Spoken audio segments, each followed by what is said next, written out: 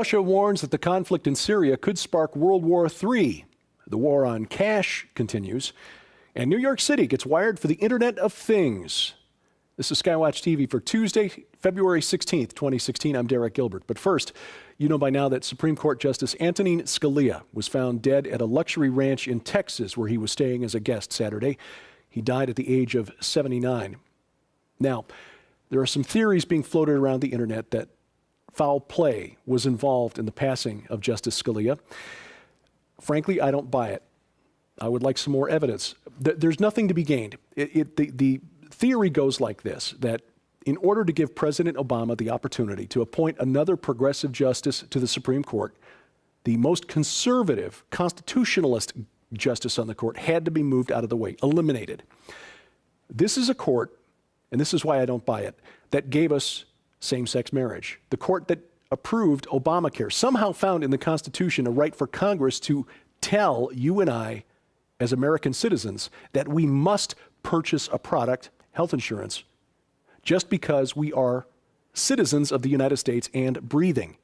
The Constitution does not give Congress that right, and yet somehow the alleged conservative Chief Justice, John Roberts, appointed by George W. Bush, cast the deciding vote and then voted in favor of it again when it came back before the court on appeal. So the court was already voting 5-4 and sometimes 6-3 in favor of progressive causes, even with Justice Scalia on the court.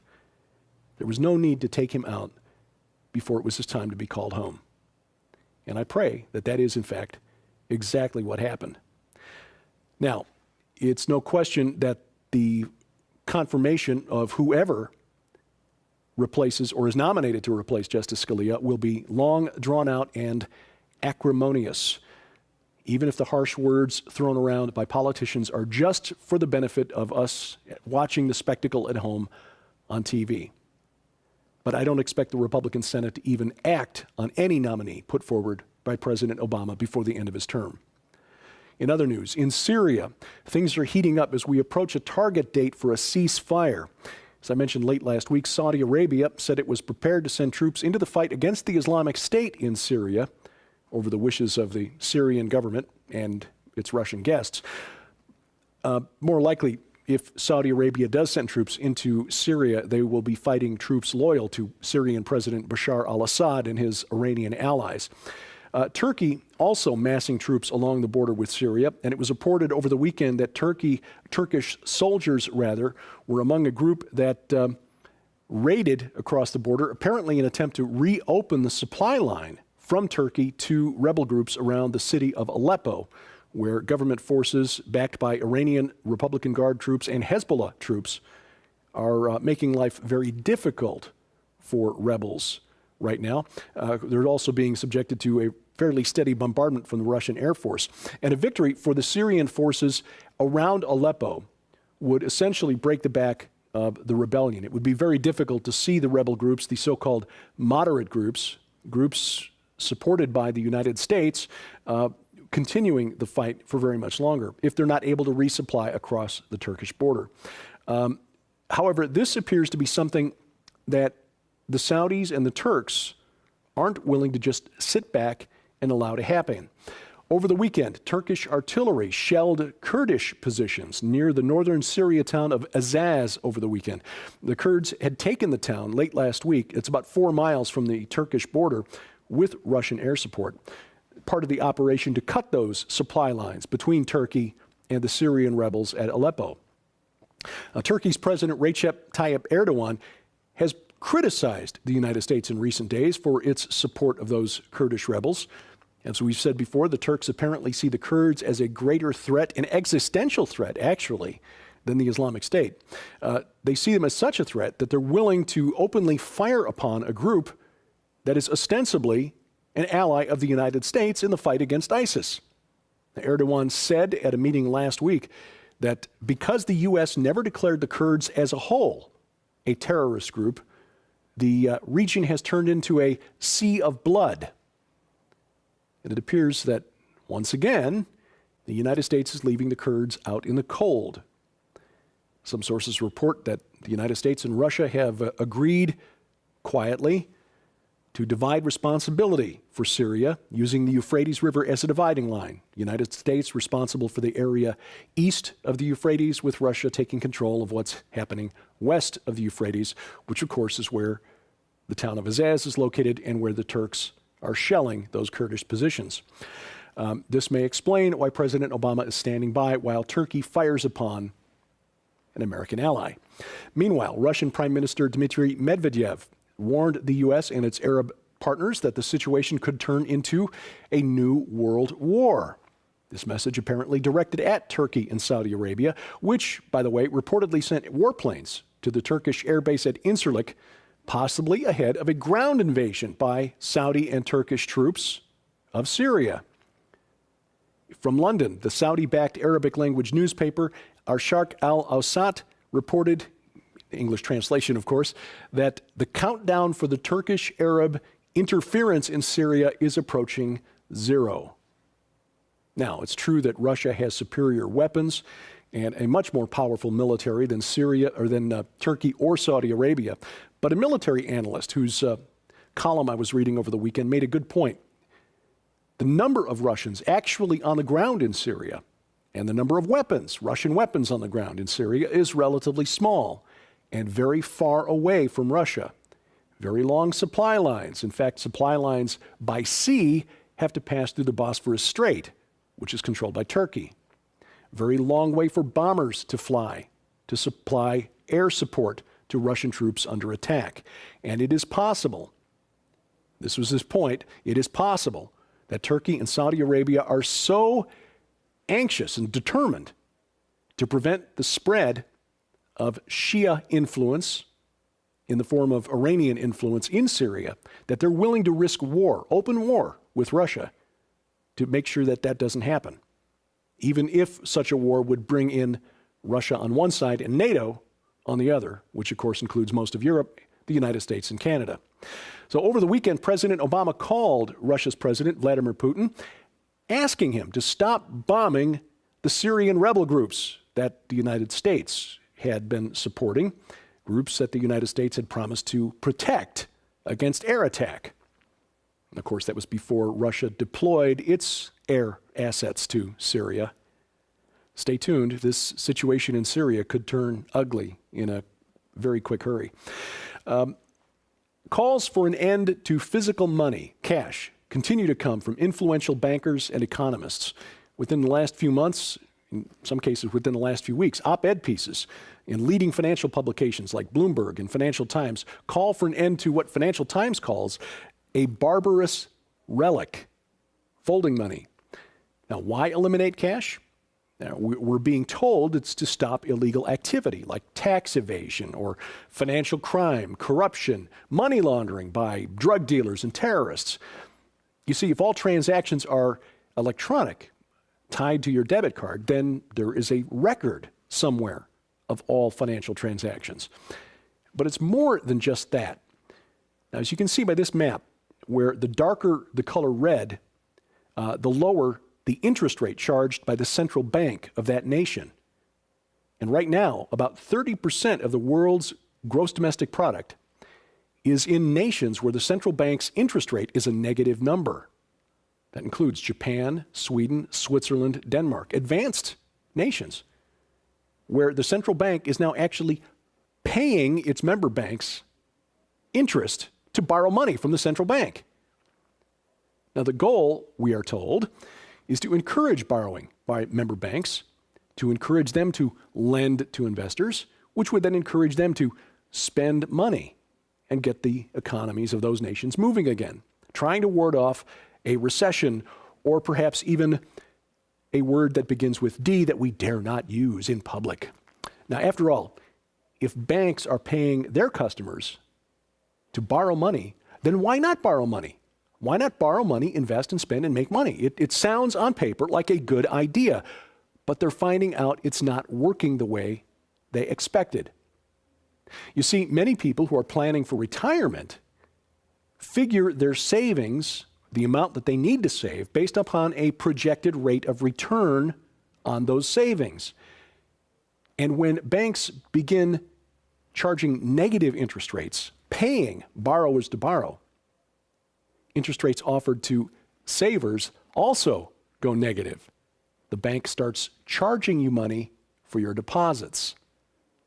And so people who'd been planning on a certain rate of return in order to meet their financial goals for retirement realize they need to start saving even more money, borrowing less, spending less, and saving more to compensate for low and even negative interest rates on money deposited in banks.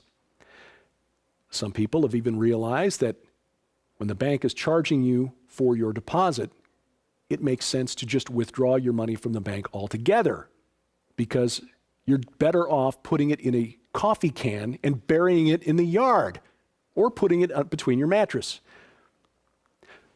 So to prevent that, cash is eliminated. If everything is electronic, you have to have your money in a bank, even though it's virtual cash, nothing more than electronic bits and bytes, because the banks are the only ones authorized to track those electronic bits and bytes that have replaced actual folding money. Then, when cash is eliminated, we're trapped. We cannot extricate ourselves from the financial system. The bankers will always have customers because we will always need them to track our virtual cash. And then bankers can do whatever they like with the interest rates, make them as negative as they like, because we have no option.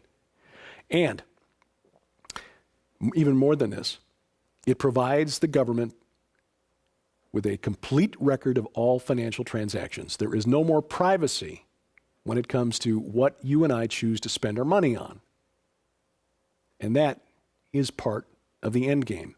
And the first shot in this elimination of cash, which sounds far-fetched, but the first shot may have been fired in the European Union. On Monday, the European Central Bank voted to eliminate the 500 euro bill. That's the second largest denomination in circulation among European banknotes. The head of the ECB said that this action is not about reducing cash, which translated means this move is only about reducing cash. Now, it sounds like this may not be a big deal, a 500 euro note. How many of those could there be in circulation? Well, this chart shows you about 30% of the physical money in circulation in the Eurozone is in the form of 500 euro notes. So, in one fell swoop, by eliminating the 500 euro banknote, the European Central Bank has reduced the value of cash in circulation in the Eurozone by almost a third. And now some experts are calling for that to happen here in the United States. Harvard economics professor on one of the cable news money shows over the weekend called for an elimination of the $100 bill. Ban the Benjamin. Get rid of the $100 bill. It will eliminate corruption, money laundering, tax evasion, and so forth. If the Federal Reserve Bank were to eliminate the $100 bill, it would pull more than 75% of the folding money, the currency, physical cash, out of circulation. It's all part of the coming technocracy, a system in which scientists, engineers, and technicians monitor and control every aspect of our lives. Sharon and I talked about this on Sci Friday. They need data so that they can calculate the optimal production and consumption of goods, services, and energy. Basically, every aspect of our lives. And New York City has taken a step toward this reconstructed Babel by announcing it will integrate 4 million homes into the Internet of Things. Consolidated Edison, the energy company there, connecting 4 million electricity and gas customers to a smart grid. This smart grid uses a system, a networking standard called 802.15.4G, or YSUN, which stands for Smart Utilities Network. The smart grid collects data from thermostats, from meters, sends it back to a central location where the load across the grid is balanced. Again, that sounds like a great idea until you're actually living in a house on a 95-degree day when the grid decides it's your turn to turn off your air conditioner. I lived in a house like that near Indianapolis, and I can tell you that's not much fun.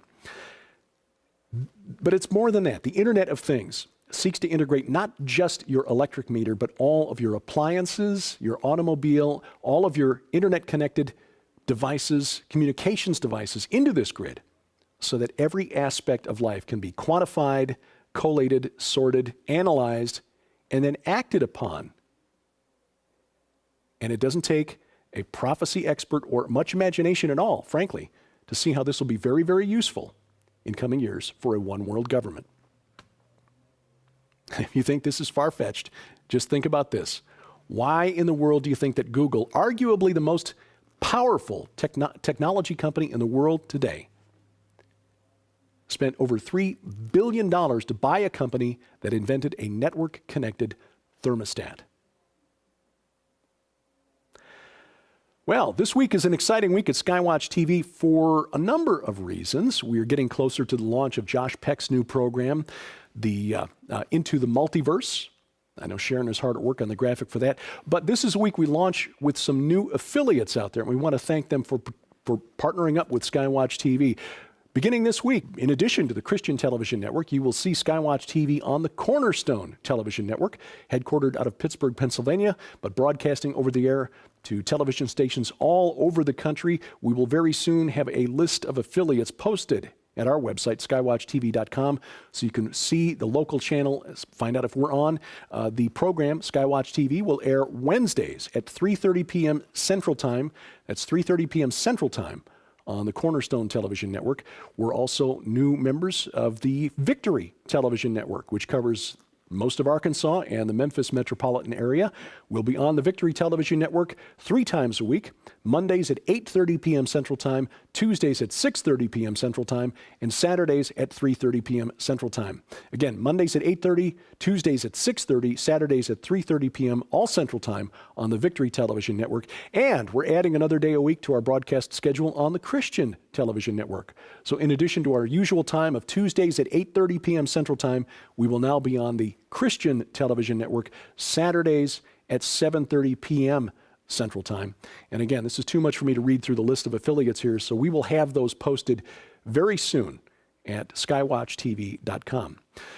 Our documentary film, Inhuman, The Next and Final Phase of Man is Here, has been nominated for a Telly Award. Now, the Tellys have been around for 37 years. This is the 37th annual. And while the judges will adjudicate the entries themselves, there is a separate award for the people's choice. If you go to skywatchtv.com, you'll see in the very top of the webpage there a link where you can go to the Telly Awards website and rate our film. And you'll also get a free 10-minute sample of the documentary that way. Anyway, log on to skywatchtv.com, follow the link to the Telly Awards, and we thank you in advance for your help. And of course, television time is expensive, and so your financial support is a real blessing to us. And in exchange for your support, we offer this gift to you during the month of February. This stone look cross, 8 inches tall. It's resin, looks like stone, and it carries the message of the gospel on it. John 3:16. For God so loved the world that he gave his one and only Son. Again, our gift to you during the month of February, while supplies last, for your financial gift of any amount to SkyWatch TV, and instructions on donating posted at skywatchtv.com/donate. You can also help us with a click of your mouse. Here's where we post things to the internet, and when we do, you can share those around by clicking like or share. And of course, on our YouTube channel, click subscribe. Josh Peck, brilliant young man, figured out how to put the little subscribe button in the lower right-hand corner at YouTube. If you click that button, you'll get a notice every time we post a new interview or a new daily update. And of course, here's my stuff on the web, Twitter, Facebook, and my website. My email address for your comments, questions, and suggestions. Please send those to dgilbert@skywatchtv.com. And thank you for watching as we keep watch. I'm Derek Gilbert, and this is SkyWatch TV.